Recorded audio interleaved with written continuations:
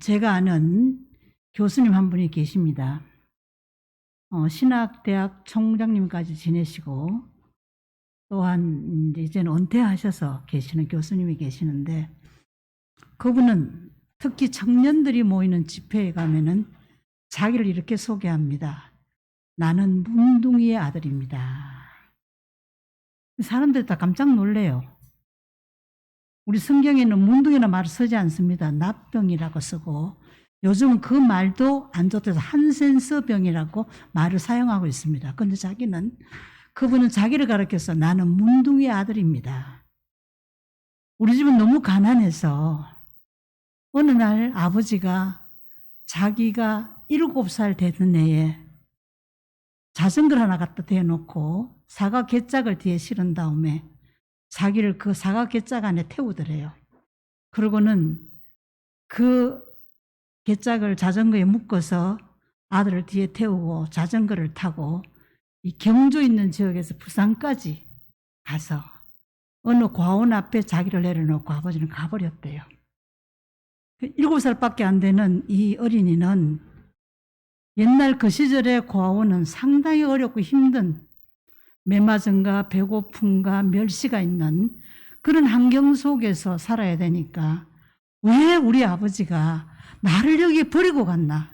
그 원망이 너무 가득 차서 헛된 짓을 하고 예를도 먹이고 말도 듣지 않고 이러한 삶을 살았대요. 그런데 나이가 들어가면서 중학교를 졸업하고 고등학교 시절에 과원에 있으면서도 이제 노동을 하고 돈을 받아서 학교를 가는데 어느 날 갑자기 교회에서 기도하는 순간에 너 아버지가 너를 왜 이 과원에 버렸는가를 생각해 보라 그러더래요. 들려오는 음성을 마음에 들으면서 가만히 생각을 해보니까 바로 그거였구나. 네가 내 집에 살아서는 머리에 먹물도 빼고 주지 못하니까 너는 버림을 당하더라도 내가 너 자식을 버리더라도 너는 머리에 먹물을 넣어라. 그 말은 학교를 가라는 겁니다. 그래서 과원에는 그래도 고등학교는 시켜주니까 과원에다가 이 아들을 버리고 간 거예요. 그걸 깨닫고 나는 그동안의 모든 원망은 다 사라지고 그 아버지의 심정이 마음에 느껴지기 시작해서 밤새 울고 또 울고 또 울고 또 울어서 그때부터 공부하기 시작해서 그분은 물론 한국에 있는 우리 장로의 신학대학, 통합적 신학대학을 나오신 분이고 영국으로 유학 가서 영국 사람들 가기 힘든 대학에서 공부하면서 많은 사람들 일화를 남겼는데 누가 고생하면 채무열이만큼 고생하느냐 하는 일화를 남길 만큼 고생하시면서 박사학위를 가지시고 한국에 나오셔서 신학대학의 교수로 삶을 사셨던 그 교수님이 계십니다. 지난 시간에 제가 여러분에게 여러분은 절대로 상품이 아니라 하나님의 작품이라고 말씀드렸습니다. 하나님은 우리 인간을 사랑하시고 하나님께서 그 사랑을 주시기 위해서 창세기부터 말라기까지 우리에 보면은 하나님의 그 아픈 가슴을 우리는 알아야 된다라는 겁니다. 아들을 과원 앞에 갖다 버린 그 아버지의 마음을 알았을 때에 그 아들은 정말 자기의 삶을 어떻게 살아야 될 것인가를 깨닫고 신학대학 총장이 되었고 그 아버님은 총장이 된 아들 앞에서 하나님 나라에 가는 그러한 영광을 얻은 것을 볼 수가 있습니다. 그분 절대 자기의 신분을 숨기지 않습니다. 왜? 당당하기 때문입니다. 내가 비록 문둥이의 아들이지만은 나는 하나님의 사람이다. 하나님 나를 세웠다. 우리 아버지는 하나님 같은 마음으로 나를 버렸다. 여러분 삶 속에서 어려움과 고통이 있다 할지라도 하나님이 여러분을 사랑하신다는 것을 잊지 말아라고 청년들에게 당부하는 것을 볼 수가 있었습니다. 제가 지난 시간에 가장 강조했던 것은 여러분은 하나님의 작품이다. 그것도 모조품이 아니라 하나밖에 없는 원본이다. 둘 개 없습니다. 다 하나씩입니다. 하나밖에 원본으로 하나님은 우리를 만드셨던 하나님의 작품이라는 것을 우리는 기억하면서 하나님 더럽혀진 이 작품을 회복하시기 위해서 이 땅에 예수 그리스도를 보내주시고 그가 십자가의 고난을 당하실 때에 내 손에 잡혀진 채찍으로 주님을 때렸고, 내 손에 잡혀진 창으로 주님의 심정을 찌르고, 내 손에 잡혀져 있는 이 더러운 손으로 주님의 옷을 벗기고 주님 멸사 받았던 그것이 바로 로마 병정이 아니라 내 자신임을 고백할 때에 우리 이 땅에 어떻게 살아가야 할 것인가를 다시 새롭게 될 수가 있는 것을 볼 수가 있습니다. 그러한 하나님의 마음을 알아야지만이, 아버지의 마음을 알 때에 그가 새롭게 살아간 것처럼 오늘 우리들이 하나님의 마음을 알지 못하면은 세상 속에서 그저 형식적인 사람으로 살아갈 수밖에 없다라는 겁니다. 가장 중요한 것은 아버지의 마음이 무엇인가, 얼마나 그 마음에 멍이 들었으면 하나님 호세아를 그 당시에 고멜과 결혼하게 해서 아버지의 심정을 그대로 드러내는 성경을 볼 수가 있습니다. 멍든 하나님의 그 심정을 우리는 살피면서 오늘 이 말씀을 갖고 몇 가지를 전하려고 합니다. 우리가 축구 경기를, 저는 운동 잘 모릅니다. 그러나 할 때 보면 전반전을 마치고 나면 하프타임이 있습니다. 쉬는 시간이 있어요. 그 다음에 다시 후반전을 합니다. 축구 경기가 45분 경기죠. 45분 하고 하프타임 갖고 또 45분 합니다. 그 하프타임 속에 그냥 쉬는 게 아닙니다. 감독이 전반전의 내용을 다 체크하고 이 한 사람 한 사람의 특성과 해야 될 포지션을 점검하고 어떤 작전을 수고할 것을 갖다가 다시 정비하는 시간이 하프타임입니다.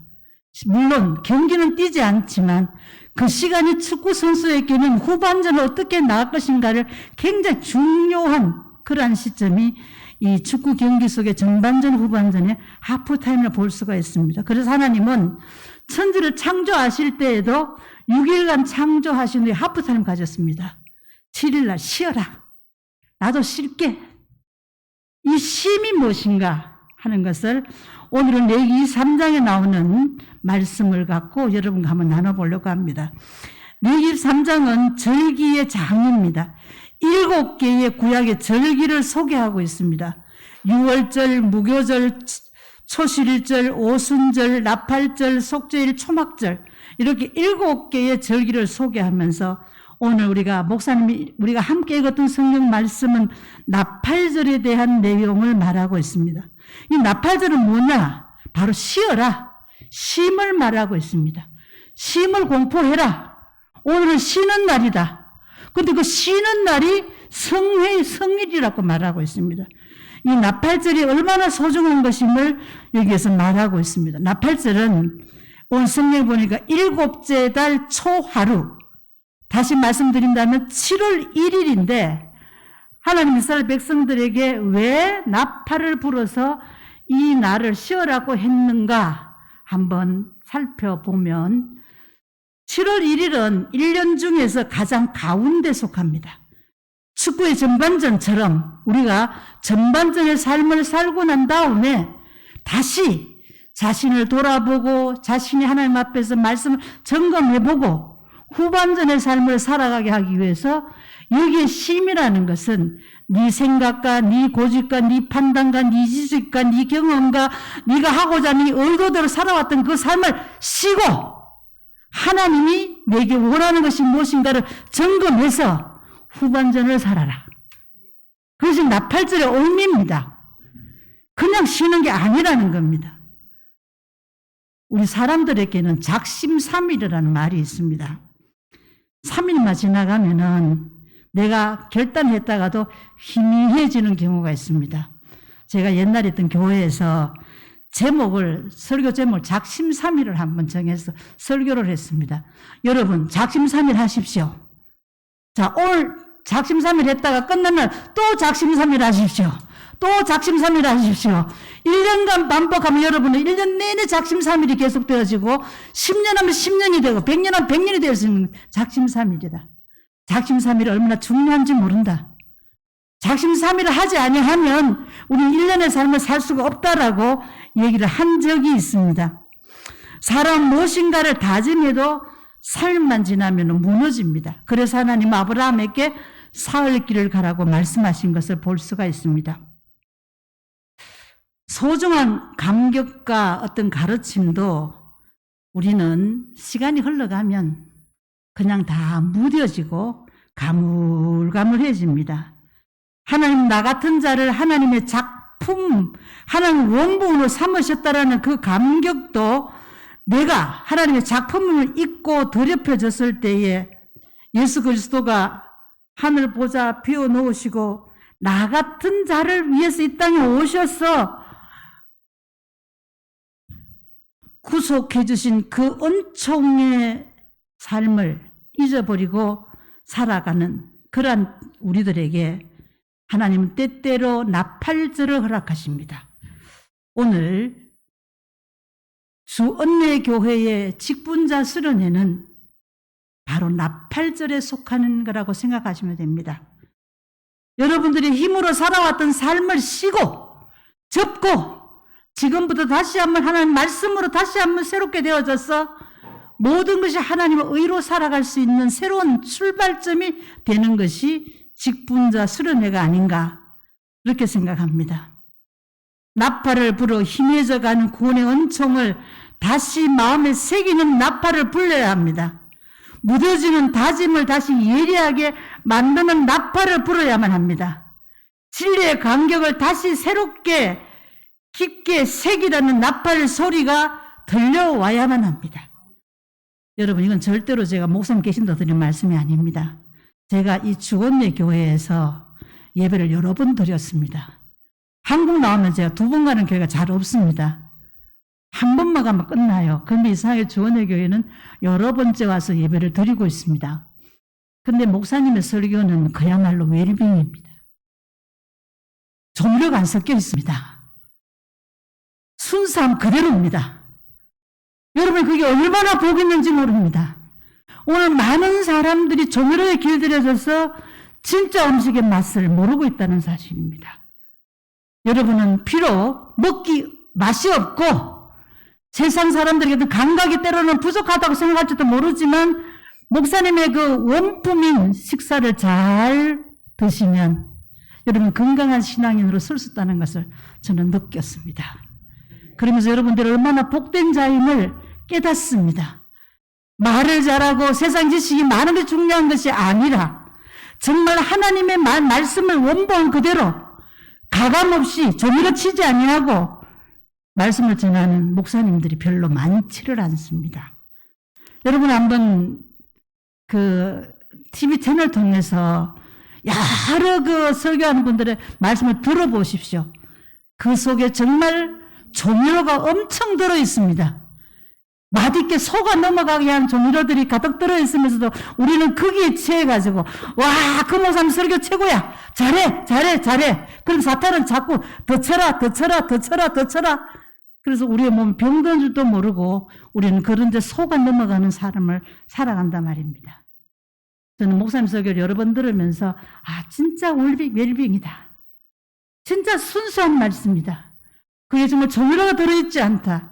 이 말씀을 듣는 여러분들이야말로 행복한 사람이다 라고 저는 생각을 느끼면서 말씀을 듣고 있습니다. 그래서 어떤 의미에 본다면은 이 직분자 수련회의 말씀 필요 없는 그런 교회가 이 주언예 교회라고 생각합니다. 그러나 담임 목사님으로서 못하는 말들이 있고 못하시는 일들이 있습니다. 우리가 매일같이 나무가 자라고 잎이 피고 하는 것은 소낙비로 잎이 자라지 않습니다. 이슬비의 은혜가 필요합니다. 그러나 한 번씩 태풍이 불고 비바람이 불어서 바꿔놓지 아니하면 공기는 정화되지 않습니다. 바다도 정화되지 않습니다. 그런 의미에서 한 번씩 이런 직분자 성례가 그런 의미에서 필요하다고 볼 수가 있습니다. 다시 본문의 말씀으로 돌아가면 우리를 새롭게 하는 이 나팔 소리를 우리는 들어야 하고 불어야만 합니다. 우리의 연약함을 너무나 잘 아시는 하나님이 마련해 주신 새로운 다짐의 날이 우리에게 있어야 하고 그 새로운 다짐의 날을 다시 한번 기억하면서 그 날이 바로 성회라고 말하고 있습니다. 똑같은 마이크입니다. 이 마이크가 비록 건물이 크지 않고 화려하지 않지만 이 예배당 안에 들어와 있을 때는 성물입니다. 이 보통 마이크가 아닙니다, 여러분. 이건 성물입니다. 여기에 나무도 성물입니다. 앉아있는 의자도 성물입니다. 여러분 다 그렇게 성물의 의자에 앉아 있습니다. 그러나 이 의자가 술집에 있으면은 술집 의자입니다. 인간을 타락시키는 마귀 의자가 된단 말입니다. 어디에 있느냐가 매우 중요합니다. 여러분이 왜 11조를 왜 해야 되는가 말입니다. 11조 왜 해야 되는지 아세요? 말라기에서 복 준다 하니까, 말라기에서 창고에 몸치도 채워준다니까 해야 돼요? 그것도 물론 있습니다. 그보다 더 중요한 것이 있습니다. 하나님이 왜 우리에게 11조를 하라고 말씀하시는가? 그 하나님의 본 의미를 알아야만 됩니다. 우리가 세상에 비록 돈을 벌지만 내가 거기서 거룩한 것을 하나님께 11분의 1을 구분을 하면서 말미암아 이 9이 성물이 되는 것입니다. 거룩한 돈이 되는 것입니다. 세상의 돈이 아니라 거룩한 돈으로 바뀌는 것입니다. 그래서 이 돈을 쓸 때에는 재난이 일어나지 않는다는 것을 우리는 믿고 살아갈 수가 있습니다. 이 돈은 아무렇게나 쓸 수 없습니다. 술을 먹고 살 수도 없습니다. 담배 피우고 살 수도 없습니다. 이 돈은 나쁜 데 쓸 수가 없습니다. 왜? 성물이기 때문에. 그래서 11조가 중요한 것입니다. 11조 드림으로 말미암아 나의 삶의 모든 것들이 성물로 바뀌어진단 말입니다. 그래서 11조를 하라는 겁니다. 하나님께서. 하나님 돈이 없어 11조를 하는 거 아닙니다. 돈 아무리 창고에 쌓아 보십시오. 하나님 한 장도 안 가져가십니다. 왜? 하나님 필요 없으시니까 한 장도 안 가져가십니다. 그러나 누구를 위해서? 우리를 위해서. 우리가 거룩한 삶을 살기 위해서, 내가 먹는 밥이 거룩한 밥이 되기 위해서, 내가 타는 차가 거룩한 차가 되기 위해서, 내가 만나는 사람의 교제가 거룩한 사람이 되기 위해서 11조를 드려야 되는 것입니다. 그러면 그 모든 내가 갖고 있는 내 모든 재산이 거룩한 재산이 되는 것입니다. 그동안 여러분 아무렇게나 쓸 수 있습니까? 못 씁니다. 내가 그것이 하나님의 거룩한 돈으로 생각한다면 인간은 아무렇게나 살아갈 수 없다라는 겁니다. 그게 복입니다.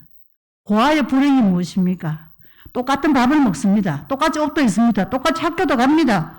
어떤 사람은 고아가 부러웠대요. 제 동기생 하나 중에는 고아가 너무너무 부러웠대요. 고아는 그래도 고등학교까지 가는데 자기 부모는 중학교도 안 시켜줘. 정말 내가 고아 그리고 싶다라고 고백한 제 친구가 하나 있습니다. 그런데 그 고아는 고등학교 갈 수 있어도 불행합니다. 왜? 간섭자가 없기 때문입니다.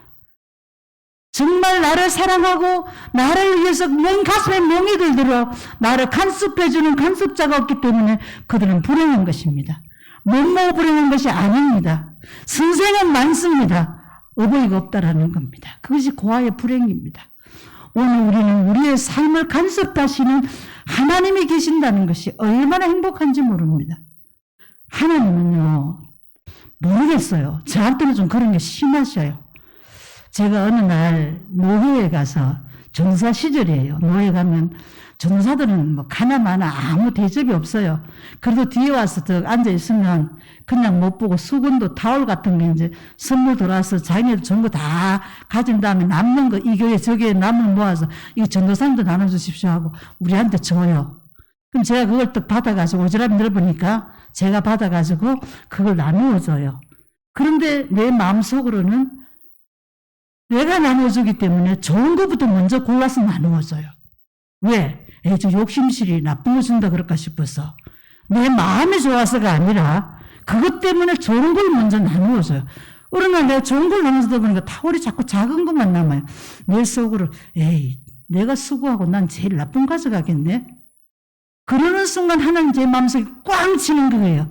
야, 너희 집에 타월 몇 장인지 세어봤나? 너희 집에 타월이 몇 장인지 세어봤나? 이러면 제가 깜짝 놀랐어요. 저 집 타월이 수도 없이 많더라고요. 한 장도 아니고 엄청 많이 있더라고요. 그러면서도 인간은 더 좋은 타월을 내가 못 갖는다라고 생각하는 거예요. 그런데 하나님은 그걸 그렇게 두시지 않아요. 금방 간섭하신다는 거예요. 금방. 네 집에 타월이 몇 개 있느냐. 하나님은 항상 제 삶에 그렇게 다가오세요. 순간적으로 제게 늘 이렇게 깨우쳐 주시는 게 있어서 얼마나 행복한지 몰라요. 그게 어떤 세상적으로 본다면 간섭이에요. 힘들어요. 그러나 하나님께서 주시는 그 은혜가 얼마나 큰지 몰라요. 제가 하나님 기도해서 하나님 왜 제가 가려고 하는 게 그렇게 막으십니까? 나는 이렇게 가고 싶고 이렇게 가고 싶고 이렇게 하고 싶은 하나님은 왜 가는 곳마다 바르게 드치고 또 바르게 드치고 또 바르게 드치고 또 바르게 드치고 왜 자꾸 막으시냐고. 그러니까 하나님 말씀이 내가 그걸 안 쳤으면 너 여기 왔느냐는 거야. 내가 그걸 쳤기 때문에 못 가게 되지 않았느냐. 내가 그걸 안 쳤다면 너 지금 어디 좀 가는지 한번 상상을 해보라는 거예요. 하나님은 제가 가는 길에 수 없는 바르게 들어치셨어요. 그러나 그것이 말로 지금 캄보디아에 선교사로 나가서 나이 77에 안방 늙은이 돼가지고 밥 얻어먹기도 힘든 나이에 선교사라는 이름으로 살 수 있다는 이 큰 은혜를 제게 주신 거예요. 이게 복이에요. 육신은 힘들고 어렵고 고통스러운 게 너무 많아요. 캄보디아 한번 들어갔다 나오는데 그 바이러스 검사를 총합계 6번 받아야 돼요. 들어갈 때 3번, 나올 때 3번. 여러분, 그 힘든 일이에요. 코 찌르는 거. 그럼 또 들어가면 또 14일간 강제 격리당해야 돼요. 호텔방에 딱 들어앉아 꼼짝 바깥에도 못 나가요. 창문도 없는 호텔방. 호텔은 대부분 창문도 없어요. 일반적으로. 얼마나 갑갑한지 몰라요. 그래도 그 고생을 겪으면서도 가는 이유는 행복하기 때문이에요. 하나님 주신 삶이 아름답고 나 같은 자를 쓴다라는 그 감격 때문이에요. 어떻게 하나님 나 같은 자를 쓰시는가 말입니다. 제가 이 오른 다리는 조금 괜찮은데 왼쪽 다리는 연골이 하나도 없어요. 연골이 진짜 1%도 없어요. 그러다 보니까 이렇게 서 있는 것만 해도 기적이에요. 근데 오래 서 있으면 이 왼쪽 다리가 완전히 굳어버리면 걷지를 못해요.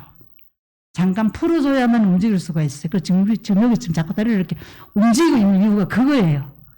여러분, 제 다리가 움직이더라도 용서하세요. 이걸 조금씩 움직이지 않으면 나중에 제가 전혀 움직일 수가 없어요.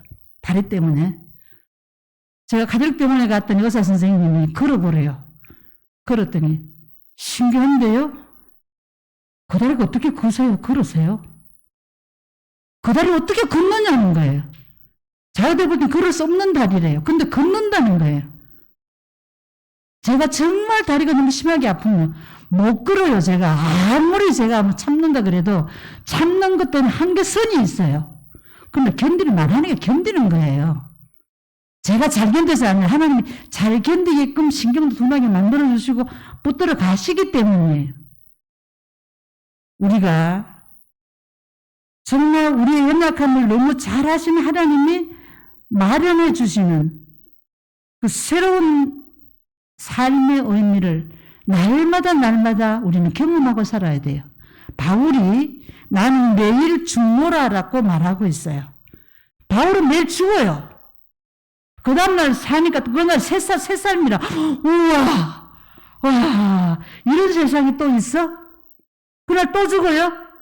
또 나오니까 이야 이런 삶이 다 있어? 이게 있어야 된다는 거예요.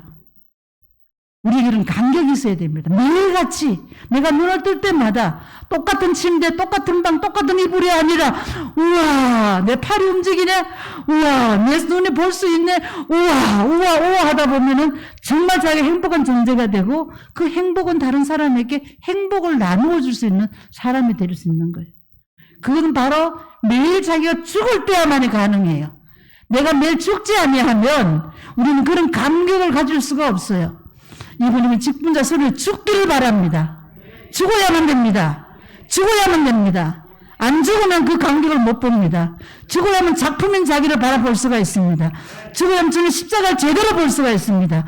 죽어야만이 내 구원의 역사가 떨어져 볼 수가 있다는 것입니다. 지금 여러분 잘 모를 거예요. 다국적인 기업에 의해서 이 종자를 다 만들어내기 때문에 모르지만 옛날에는 그 농사를 짓고 나면 시종자를 다 이렇게 천년 밑에 달아놔요. 창고 조롱조롱 달아놔요. 옥수수도 달아놓고 조도 달아놓고 그걸로 그 다음 농사를 해요. 옛날 가난해서 보릿고개를 넘어갈 때도 그 시종자는 먹지 않아요. 왜? 그 시종자가 없으면은 그 다음에 농사를 지어서 먹을 게 없는 걸 뻔히 알고 있기 때문에 아무리 배가 고파도 시종자는 먹지 않아요. 여러분 11조는 여러분 자손들이 시종자예요. 그 시종자 여러분 달랑 먹어버리지 마세요. 여러분 먹어버리면 여러분 가정에 시종자가 사라져버리는 거예요. 아무리 가난해도, 아무리 돈이 급해도 그건 시종자예요. 이런 설교를 목사님은 잘 못하죠. 담임 목사는. 교인이 아까워서, 교인이 상처받을까봐, 교인이 시험에 들까봐 못해요. 저는 할 수 있어요. 제가 제 교회 담임할 때 이거 잘 못해요. 왜? 행여나 똑같은 마음이기 때문입니다. 우리는 매일매일의 나팔절이 있어야 된단 말입니다. 내가 매일 죽고 매일 살아나는, 매일 내가 없어지고 매일 감격에 나가는 매일의 나팔절이 있어야 됩니다. 한 주의 나팔절이 있어야 돼요. 한 주의 나팔절은 주일이에요. 오늘 주일을 통해서 우리는 정말 진정한 그리스도 안에서의 쉼을 찾고 하나님 뜻을 찾고 하나님 내게 바라시는 그 의미를 제대로 깨달아서 내일을 나아갈 때 우아하고 나갈 수 있는 새로운 성의로 나가야 된다는 겁니다. 매주일의 나팔절이 필요합니다. 한 달의 나팔절이 필요합니다. 우리가 매달 살아갈 때 한 달 한 달의 나팔절이 필요합니다. 1년의 나팔절이 필요합니다. 그 외에 은총의 나팔절을 더해야만 합니다. 이런 성례라든지 수련회라든지 이런 모든 것들은 하나님이 특별한 마련해 주신 특별의 나팔절입니다. 특별한 나팔이 불어올 때는 반드시 큰 복을 주시거나 큰 위험을 알리거나 이럴 때 오는 일입니다. 이런 잔치를 열어놓고 나팔을 불 때에 여러분 특별한 은총이 있는 날임을 기억해야 됩니다. 우리는 이 소중한 은총의 나팔절 기간에 하나님 나팔의 소리를 들어야만 합니다. 듣지 못하면 소용이 없습니다. 들어야만 합니다. 성경 속에 하나님 부르는 모든 나팔 소리로 가득 차 있습니다. 어떻게 하면 복 받는가? 복 받는 내용의 나팔 소리가 있습니다. 어떻게 하면 정말 하나님 앞에서 행복하게 살 것인가? 행복의 나팔 소리가 있습니다. 그러나 그 소리를 내가 듣지 못하면 아무 소용이 없습니다. 우리는 이 소중한 은총의 나팔절 기간에 하나님 나팔 소리를 들어야 하고 그 나팔 소리에 담겨져 있는 어린 양 대신 예수님의 아픔을 우리는 느끼고 알아야만 합니다. 모든 것이 보이지 않는 오늘의 사람들에게 우리 모두는 하나님 이 땅에 보내신 선교사님들입니다. 여러분은 하나님이 이 땅에 보내어주신 선교사님들입니다. 믿으십니까? 믿으십니까? 나는 선교사다. 조용히 한번 내려보십시오. 조용히 나는 선교사다. 그것도 하나님이 피로 값주고 사셔서 나를 선교사로 세우기 위한 직분을 주셔서 이 땅에 보내주신 선교사들이다. 코로나라는 이 바이러스는 그냥 볼 수 없는 작은 것입니다. 그러나 오늘의 세계는 모든 것이 멈추금 같은 시기입니다. 이때가 바로 이 세상 모든 사람들에게 새로운 시험을 통해서 성례가 되도록 우리는 나팔을 불어야만 합니다. 절망의 나팔이 아니라 이때야말로 희망을 향해 나아가는 기점인 것을 알려주어야만 합니다. 그러기 위해서 내가 먼저 나팔 소리를 들어야만 합니다. 이 나팔 소리는 정말 내가 완전히 그리스도 안에서 수고 없어질 때야만이 들려질 수 있는 소리입니다. 내가 살아있고는 못 듣는 소리입니다. 내 의가 있고는 못 듣는 소리입니다. 내 계획으로 못 듣는 소리입니다. 하나님께 모든 것을 맡길 때에 가능하게 들려진 소리라고 볼 수가 있습니다. 그래서 우리는 첫 번째로 하나님 지금도 살아 계신다는 나팔 소리의 신호임을 알아야만 합니다. 민수기 10장 10절에 보면 나팔을 불라 그로 말미암아 너의 하나님이 너를 기억하시리라. 다시 한번 읽습니다. 나팔을 불라 그로 말미암아 너의 하나님이 너를 기억하시리라. 나는 너의 하나님이 여호와니라 라고 말하고 있습니다. 나팔을 불 때에 여호와께서 우리를 기억하신다라는 겁니다. 누가 나를 기억하느냐가 대단히 중요합니다. 정말 중요합니다. 제게 이학교 때 선생님들이 계시는데 한 2번 정도하고는 제가 지금도 관계를 갖고 있습니다. 제가 한국에 나면 전화를 드리는데 전화를 드리면은 선생님 정말 반가워하십니다. 반가워하시면서 나이가 9순이 넘으셨는데도 반가워하시면서 오늘은 무슨 가곡 불러주고 그래요. 그 선생님 가곡을 몇백 곡을 다 외우고 계세요. 9순이 넘으신데도.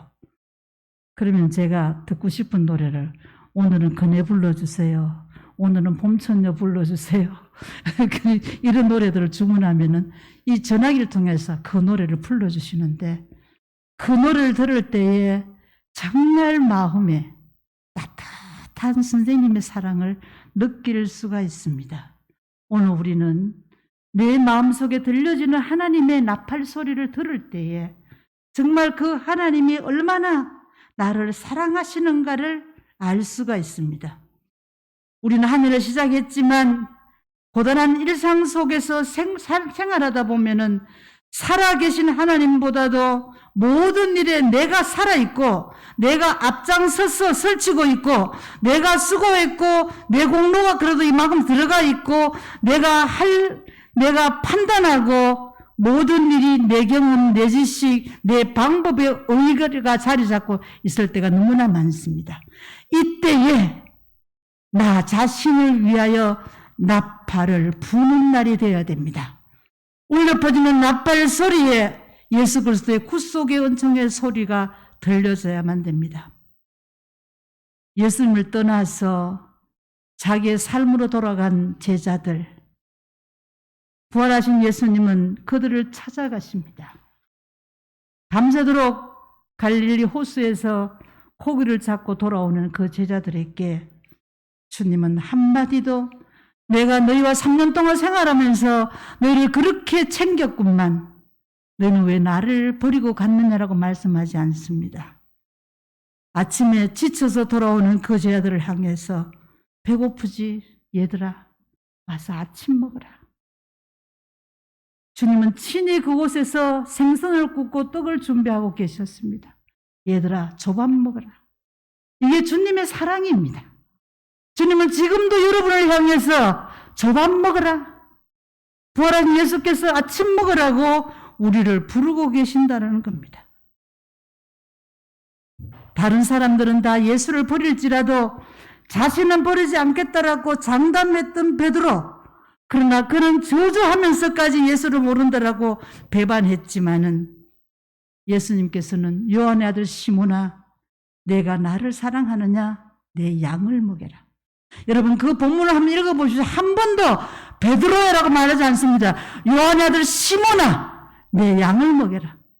교만에 있는 베드로가 아니라 정말 그 옛날 바닷가에서 고기를 잡아 들어오다가 주님 말씀대로 배를 그물 오른쪽에 그물을 내렸더니 많은 고기가 잡혔을 때 그가 주님 앞에 꼴에 엎드려 나를 떠나서 나는 죄인을 고백했던 시몬에게 주님은 일을 맡기고 있는 것입니다. 베드로에게 맡기는 것이 아닙니다. 그 시몬에게 일을 맡기고 있습니다. 요한의 아들 시몬아, 너 아버지가 어떤 사람인지 나는 알고 있다. 그리고 네가 어떤 삶을 살아왔는지 나도 알고 있다. 그러나 나는 너에게 사명을 맡긴다. 내 양을 먹이라. 오늘도 주님께서는 우리의 신분을 탓하지 않습니다.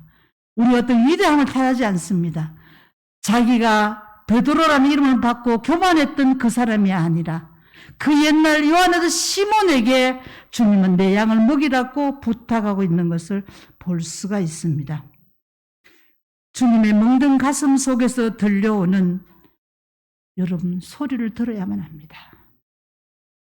오래전에 제가 사순절에 묵상을 하고 있는데 갑자기 제 마음에 문이 열려지면서 제가 예수님의 모든 핏줄을 내 몸에 통과하고 있는 것을 느낌으로 내가 지나가는 자리에 모든 핏줄이 터지고 심장이 파괴되고 세포가 파열되는 그런 느낌을 저는 받았어요. 주님은 나를 위해서 심장이 터지고 모든 세포가 파열되고 모든 핏줄이 깨어지는 그 아픔을 감내하시면서 우리를 살려주신 것입니다. 왜? 내 양을 먹이게 하기 위해서. 여러분의 선교사의 사명을 주시기 위해서 너희는 가서 모든 민족으로 제자를 삼아 아버지와 아들과 성령의 이름으로 세례를 주라는 이 사명 감당하기 위해서 그 사명 감당할 때 내가 땅끝까지 너희와 함께하려 약속하시는 주님의 약속 있는 말씀이 있음을 보여주고 있습니다. 살아계신 하나님의 능력을 다시 고백하는 소리로 나팔 소리가 들려져야만 합니다. 지금도 이 하나님이 이 땅의 주인이시요 나의 삶의 주인이요 나 같은 자에게 늘 함께 계심을 다시 자기 자신의 마음판에 새기는 날이 이 나팔절이 되어야 됩니다. 이 나팔절은 1년에 한 번으로 끝나는 것이 아니라 매 순간 매 순간 우리에게 이 나팔절이 되어야만 합니다. 작심삼일도 중요한 것이 아니라 무엇보다도 매 순간 매 순간 우리에게 들려지는 이 나팔의 소리. 네 고집을 씌어라. 네 판단을 씌어라. 너 그 우매한 마음을 씌어라. 너 그 불안한 마음을 씌어라. 내가 너와 함께하고 있지 않느냐. 세상의 풍랑을 바라보지 말아라. 내가 있지 아니하냐. 네가 아직도 왜 이렇게 믿음이 없느냐. 물고기 2마리와 보리 5개로 5,000명을 먹이고도 12바구니 거두는 기적을 경험하지 못했느냐. 죽은 나사로를 살리는 그 사건을 보지 못했느냐. 내가 너와 함께하고 있는데 너는 왜 한숨 쉬고 있느냐. 우리는 매 순간 매 순간 주님의 그 안타까운 나팔 소리가 여러분 속에 들어가야 된다는 것입니다. 나 같은 자와 함께 하시기 위해서 하나님의 자리를 비워두시기 때문에 오신 임마누엘의 하나님, 이 하나님이 나의 하나님이요 절망 속에 있는 자들의 하나님 되심을 선포하는 나팔을 불어야만 합니다. 사람의 날을 성례로 바꿔야만 합니다. 그것이 여러분의 직분 주신 의미입니다. 세상 사람들은 사람의 날로 살아가고 있습니다. 우리 손자 6살인데 매일 내 방에 와서 할머니 아직 4월 덜 갔어요. 그래, 아직도 4월달이다. 하나는 30일이 지나야 4월 끝나요. 그래, 30일 넘어가면 5월달이야.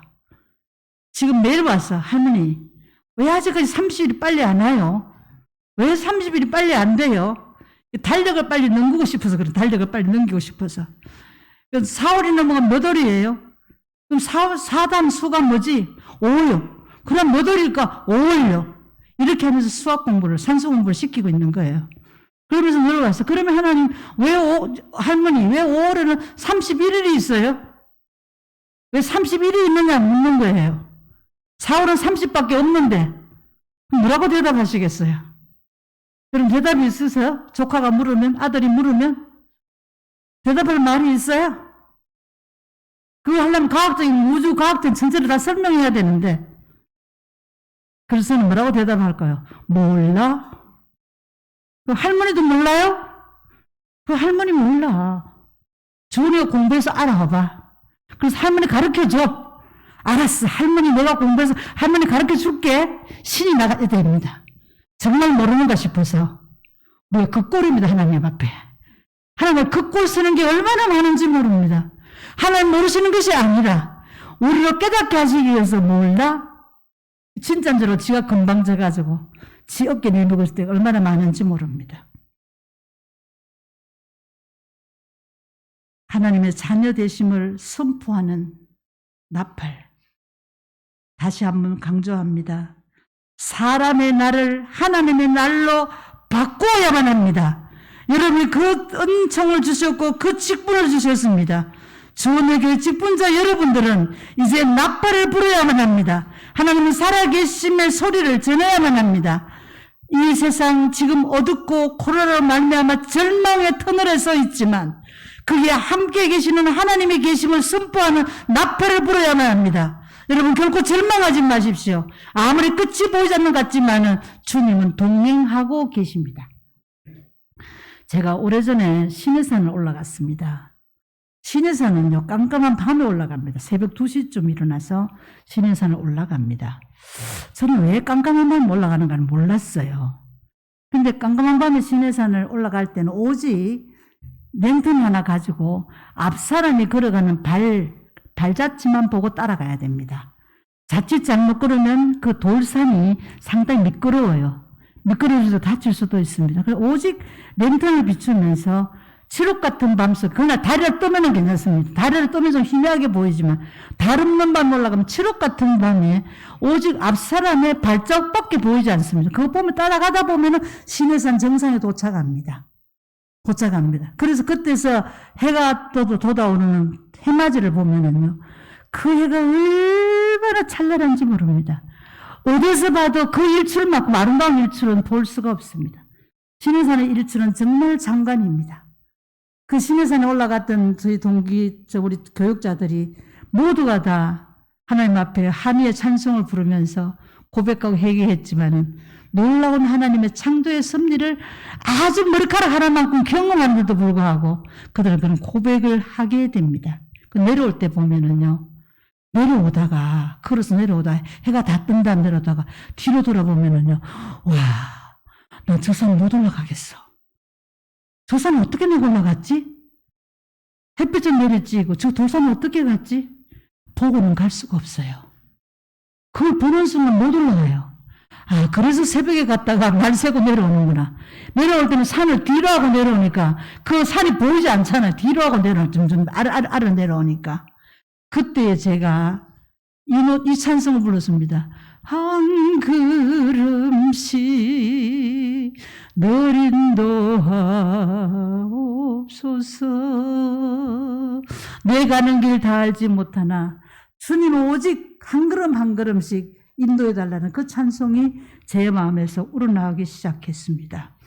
오늘 우리는 직분자 여러분들은 매일매일 한 걸음씩 한 걸음씩 오직 주님의 발자취만 보고 따라가야만 합니다. 바다를 보았던 베드로가 물에 빠지는 것처럼 세상의 어떤 일을 바라보면은 자칫 잘못하면 빠질 수가 있습니다. 그러나 하나님은 예수님은 그 베드로를 구원해 준 것처럼 주님은 언제나 우리가 동행하시면서 우리가 함께 계시는 분임을 알 수가 있습니다. 두 번째로 우리는 하나님께 순종하라는 나팔 소리입니다. 하나님께 순종하라는 결단의 소리입니다. 민수기 10장 2절에 보면은 나팔을 만들되 두들겨 만들어서 그것으로 해중을 소집하여 출발하게 하라는 말씀이 있습니다. 이 나팔은 하나님의 지휘봉입니다. 하나님 명령할 때에 빠바밤빠 불어가지고 자, 다 같이 모두 출발하는 신호로 그 당시에 썼습니다. 하나님의 명령입니다.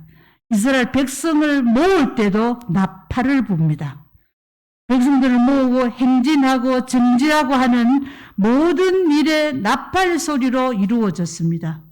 그 당시에 나팔은 하나님의 명령, 나팔 소리는 하나님의 명령이었고 순종의 부름이었습니다. 여러분, 순종은요, 모든 것을 시작하는 열쇠입니다. 순종은 모든 것을 시작하는 열쇠입니다. 이 열쇠가 없으면요, 아무것도 할 수가 없습니다. 순종할 때에 이 열쇠가 열려진단 말입니다. 순종은 신구약 66권에 담겨져 있는 하나님의 능력을 다시 말씀드린다면 이미 주시기로 약속하신 모든 것을 받을 수 있는 열쇠가 순종입니다. 여러분, 진정 하나님 약속하신 복을 받고 싶습니까? 순종하십시오. 순종은 말로 믿습니다, 하겠습니다, 아닙니다. 여러분의 행동으로 보여지는 것입니다. 우리가 하나님께 찬양합니다. 저는 저희 집 아이들이 참, 여러분, 말은 정말 생명입니다. 말을 말 하는 대로 이루어져요. 제가 한 번은 계명대학에서 상당 공부를, 특별 공부를 하고 있을 때 계대 가니까, 거기 또 걸어가니까 그 계대 이제 광장 뜰에서 걸어가면서 하나님, 뭐 우리 아이들 좋은 대학 안 가도 괜찮습니다. 뭐 이 기독교 대학인 대구에서 계명대학만 와도 괜찮겠네요. 그런 이렇게 넋두리처럼 말을 했는데 우리들 몽땅 계명대학 나왔습니다. 그러니까 하나님 그때의 제 소리를 그대로 들으신 거예요. 그대로 다 계명대학을 나와서 왜? 다 음악을 전공했으니까 다 계명대학 갈 수밖에 없어요. 다 계명대학을 나왔어요. 여러분은 말씀으로 천지를 창조하신 하나님의 거룩한 형상으로 지원받았기 때문에 여러분의 말에는 능력이 있습니다. 말은 그대로 실현되어집니다. 그래서 여러분 언어 사용을 잘해야만 됩니다. 뭐 이건 틀릴지도 몰라요. 하나님의 노아의 사건 속에서 아들 셋 이름 뭐예요?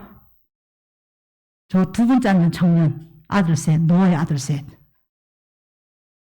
네? 셈, 야벳, 한 사람. 함, 예. 셋 아들이 있었죠. 근데 그 세 아들들이 있었는데 노아가 그 하나님의 특별하신 뽑힘을 받아서 방주 속에서 그 특별한 생명을 구원받은 노아가 술을 잔뜩 먹고 취해가지고 실수하고 콜콜 자고 있습니다. 그런데 아들 함에 들어갔다가 아이고 도망 나와가지고 그 아버지 얘기를 밖에 나가서 합니다. 셈과 야벳이 뒤로 들어가서 아버지의 허물을 가려줬다. 그랬을 때에 노아가 일어나서 아들들을 축복하면서 함은 종의 종이 되라고 저주하는 내용이 성경 속에 있습니다.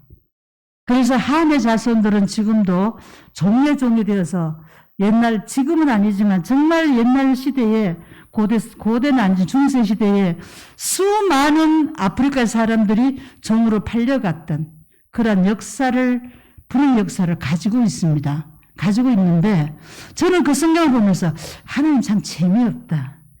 어떻게 함이 뭐 잘못했어? 잘못은 노아가 했는데 아버지 잘못했는데 왜 함이 저주를 받아? 그 아버지 정도 없어. 아버지 이런 아버지 나는 싫어. 어려서 그렇게 얘기했어요. 저는 그렇게 받아들이지 않았어요. 나는 이런 아버지가 싫어. 이런 성경도 싫어. 이런 성경 내용도 싫어. 왜? 지 자식인데 조금 잘못했다고 왜 저주했어? 저는 그렇게 내 마음에 질문했습니다. 그런데 이건 맞는 답인지 모르지만 내가 얻은 답이 이겁니다. 그 성경이 왜 기록되었을까? 자식이 아무리 실수를 해도 절대로 그 자식을 저주하지 말아라는 겁니다. 아버지가 함의 삶을 보면서 얼마나 아팠겠습니까? 얼마나 그 사람이 그 삶이 맺어지는 노아의 아픔을 바라보게 된 것입니다. 저는 노아 홍수를 바라보면서 정말 많이 울었습니다. 성경을 읽다가 눈물이 펑펑 쏟아졌습니다. 뭐 때문에? 비가 내리는 그 비가 땅에 솟는 그 물이 모두가 하나님의 눈물로 보여지기 시작했습니다. 하나님은 흘리는 그 눈물을 보면서 노아 홍수의 그 아픔은 단순히 비가 아니라 공창의 물이 흘러내는 것이 아니라 하나님이 인류를 멸할 수밖에 없었던 그 아픔의 눈물을 보여줄 때에 왜 하나님의 의를 이루시기 위해서 니은의 말씀처럼 하나님은 거룩한 너희도 거룩하라는 거룩의 하나님의 의를 이루시기 위해서 하나님은 인류를 심판할 수밖에 없었던 그 하나님의 아픈 가슴을, 그 눈물을 보면서 저도 펑펑 울었던 기억을 하고 있습니다. 그 노아가 왜 그렇게 했을까? 그 성경은 왜 기록이 났을까? 그것은 바로 어떤 경우든 자식을 갖다가 저주하지 말라는 뜻도 담겨져 있다고 저는 생각했습니다. 그때부터 저는 대단히 성경에 대해서 와 너무 좋다. 하나님 이라는 것도 우리에게 기록하시는 말미암아 우리에게 새로운 삶을 교훈하는구나. 하나님은 끝까지 우리를 포기하지 아니하시고 독생자를 보내시기까지 우리를 사랑하시는 하루와 천년까지 천년의 하루처럼 우리를 사랑하시는 하나님의 그 사랑이 어떤 것인가를 노아의 사건을 통해서 다시 깨우쳐주고 있음을 저는 그렇게 깨달았습니다. 하나님은 지금도 우리를 사랑하십니다. 우리 때문에 흘리시는 하나님의 눈물, 그것이 바로 땀방울이 변하여 핏방울이 되도록 주님은 겟세마네 동산에서 피 흘리신 그 흔적들을 저희는 기억할 수가 있습니다.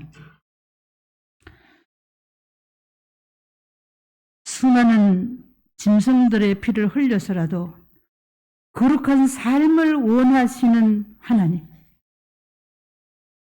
결국은 예수 그리스도를 십자가에 못 박으시기까지 우리를 사랑하신 하나님, 그래서 주님의 십자가의 사건을 죽기까지 복종하셨다라고 말하고 있습니다. 우리는 순종의 나팔 소리를 들어야 하고 순종의 나팔 소리를 내 삶으로 보여줘야만 합니다. 순종은 실천입니다. 행동입니다. 여러분 삶으로 보여줘야 된단 말입니다. 아까 제가 말하다 잠깐 그쳤는데 우리 아들 음악을 전공하다 보니까 다들 모르게 음악에 대한 관심을 좀 갖게 됩니다. 악보를 이렇게 바라보니까 여리게, 강하게, 세게, 빠르게 그런 어떤 부호들이 붙어져 있습니다. 부호들이 붙어져 있습니다. 음악은 내 인생의 전부를 표현합니다. 내가 사망연전 꼴짝으로 내려가는 저 낮은 밑에 도에서 내 인생의 정말 깊음에 있는 저 높은 도에까지의 삶 속에서 내가 즐거울 때도, 내가 불행할 때도, 내가 고난 속에 있어도, 내가 비록 사자굴에 들어가는 위기 속에 있어도, 내가 풍불 속에 던질 수밖에 없는 상황에 있어도, 비록 나를 구원하지 아니하실지라도 우리 여호와를 버릴 수 없다라는 사드락과 메삭과 아벳노고의 고백처럼 우리는 우리의 삶을 통해서 그 일을 고백해야 되는 것이 순종입니다. 순종은 단순한 말의 순종이 아닙니다. 우리의 행동이라는 것입니다. 죽기까지 복종하신 예수 그리스도, 죽기까지 복종하시면서 순종해 주신 그 나팔 소리를 내가 듣고 그 나팔 소리를 내 삶을 통해서 나타내어야 한다는 것입니다. 나의 어떤 모습을 요구하는 것이 아니고 나의 생각을 하나님의 뜻으로 바꾸는 것이 기도입니다. 두 다리가 없어도 내 삶이 아무리 처절하게 보인다 할지라도 하나님이 그렇게 살려고 하면은 살겠다라는 것이 순종입니다. 하나님을 우리 드리는 우리의 기도는 도깨비 방망이가 아닙니다. 금나와라 뚝딱, 은나와라 뚝딱이 아닙니다. 기도는 내 요구를 들어주시는 것이라고 또 일부 있지만 내 뜻을 하나님의 뜻으로 바꾸는 것이 기도입니다. 제 친구 중에 하나가 나보다 나이 2살 더 먹었으니까 지금 79이에요. 그런데도 금식을 참 많이 해요. 요즘도 툭하면 열흘씩 금식해요. 너 왜 금식하니? 그러니까 뭐 이러니 저러니. 야, 너 네 아들이 밥 안 먹고 떼쓰고 다리 동동거리면 이쁘드나 밉드나? 그러니까 밉지. 너 왜 다리 굴리고 밥 안 먹고 예먹인 하나님 앞에. 금식 좀 하지 마. 하나님은 금식을 원하지 않아. 부모는 자식이 밥 잘 먹고 건강을 좋아해. 물론 하나님 금식기도 분명히 필요합니다. 때에 따라서. 그러나 어떤 자기의 목적을 이루기 위해서 금식은 하나님 받지 않는다라는 것입니다. 받으신다 할지라도 그것은 아름다운 금식이 될 수가 없습니다. 우리가 하나님 앞에 순종한다는 것은 오직 주님의 뜻 안에 내 모든 것을 다 드려지는, 바로 그리스도가 내 안에, 내가 그리스도 안에 있는 삶을 살아야만 합니다. 내가 그리스도 안에 있을 때 나의 흔적은 아무것도 없습니다. 저는 지금도 이것을 계속해서 나에게 체면을 걸고 있습니다. 내가 그리스도 안에, 내가 그리스도 안에, 그리스도가 나 같은 존재 안에, 내가 그리스도 안에, 그리스도가 나 같은 존재 안에. 그래서 나는 오직 주님의 심부름꾼이에요. 오직 주님의 심부름꾼이에요. 제가 보호하는, 교회 보호하는 보고서를 항상 캄보디아 주님의 작은 심부름꾼 정순옥 드림, 이렇게 저를 소개합니다. 심부름꾼밖에는 될 수가 없다라는 겁니다. 세 번째로는 나팔을 부는 세 번째 의미는 하나님과 더불어 승리하라는, 즉 승리의 약속입니다. 여리고성이 무너질 때 나팔이 울려 퍼졌고 기드온의 300명 용사가 수많은 미디안 군대와 싸워 승리할 때 무기로 사용한 것이 아니라 횃불과 나팔이었습니다. 지금 이때 어둠이 앞에 보이지 않는 이런 이때에 하나님 명령하십니다. 나팔을 불라고. 지금 이때 하나님은 나팔수로 여러분을 감히 선택했습니다. 하나님이 여러분을 선택했단 말입니다. 대단하지 않습니까? 그 자부심이 대단히 가지셔야 됩니다. 와, 나는 하나님의 선택함을 받은 사람이야. 하나님 나를 일꾼으로 뽑았어. 하나님은 명령하십니다. 다시 한번 여러분을 통해서 나팔을 불게 하십니다. 온 이스라엘을 향해서 세상이 아무리 강하고 불의가 난무하여도 하나님의 의는 반드시 승리하신다. 이 땅은 반드시, 이 땅이 항모하고 혼돈해도 하나님은 반드시 승리하신다는 나팔을 여러분들이 부셔야만 합니다. 하나님 부으시는 거 아닙니다. 여러분이 부려야만 합니다. 하나님의 위대하신 역사는 여러분을 통해서 이루어집니다. 하나님의 모든 금령들은 여러분을 통해서 나타나십니다. 내가 하나님 권능을 나타내는 나팔 소리가 되어져야만 된다는 것입니다. 주원의교회 직분자 여러분들이요, 하나님은 승리하신다는 확신을 가지고 우리 함께 나팔을 부십시다. 교회가 사회로부터 조롱당하고 거룩한 하나님의 이름이 업신여김을 당하고 도무지 희망이 보이지 않는 현실이지만, 감옥사에 갇혀있는 요셉이 도무지 앞이 보이지 아니하는 현실이었지만 그는 나팔을 불었습니다. 당신이 왕 앞에 설 때에 나를 기억해달라는 나팔을 불었습니다. 감옥에서 그는 성실하게 살아가는 사람, 하나님을 믿는 사람의 나팔의 삶을 살았기 때문에 요셉은 결국 그 근동지역을 구원하는 하나님의 쓰임받는 자가 된 것을 볼 수가 있습니다. 나팔은 바로 그 나팔의 소리는 내 신비에 새겨져야 하고, 내 신비에 새겨진 그 나팔 소리를 내가 다시 불므로 말미암아 나는 미약하고 나는 존재가 없지만은 하나님의 위대하심을, 하나님 전능자이심을, 하나님 약속을 이루는 분이심을 나타낼 수가 있습니다. 척박한 이 시대 속에 희망은 여러분입니다. 척박한 이 세상을 살아가는 수많은 사람들 속에서 여러분이야말로 주원의교회 직분자 여러분이야말로 나팔 소리로 희망이 되어져야만 합니다. 나팔을 부십시다. 여러분의 삶으로 불어가십시다. 그럴 때에 이 교회를 통해서 하나님의 구원의 역사가 이루어질 것입니다. 성경 말씀은 하라와 하지 말라고만 있습니다. 중간이 없습니다. 항상 기뻐하라, 쉬지마고 기도하라, 범사에 감사하라지 하겠느냐? 항상 기뻐해봐라. 항상 기도하겠느냐? 쉬지 말고 기도하겠니? 아닙니다. 항상 기도하라. 항상 기뻐하라. 범사에 감사하라. 명령입니다. 성경은 오직 하라와 하지 말라로 되어져 있습니다. 여러분 어떻게 하시겠습니까? 여러분은 나팔절의 나팔 소리를 듣고 나팔절의 의미를 세상에 알리는 나팔수가 되시기를 바랍니다. 기도드리겠습니다. 하나님 아버지 감사합니다. 이렇게 우리 청년들이 또 이 교회 집사님들이 직분자임을 다시 한번 들을 수 있는 나팔 소리가 있게 하여 주시고, 그 나팔 소리를 신비에 새겨서 절망의 세상을 향하여 나팔을 불 수 있는 자들이 되게 하여 주시옵소서. 이 직분자 수련회야말로 이 주원의 교회의 나팔들이 되게 하여 주시옵소서. 이 나팔들이 매일의 삶 속에 매 순간에 매일매일 살아가는 삶의 현장에서 매일마다 나타날 수 있게 도와주시옵소서. 예수님의 이름으로 기도드립니다. 아멘.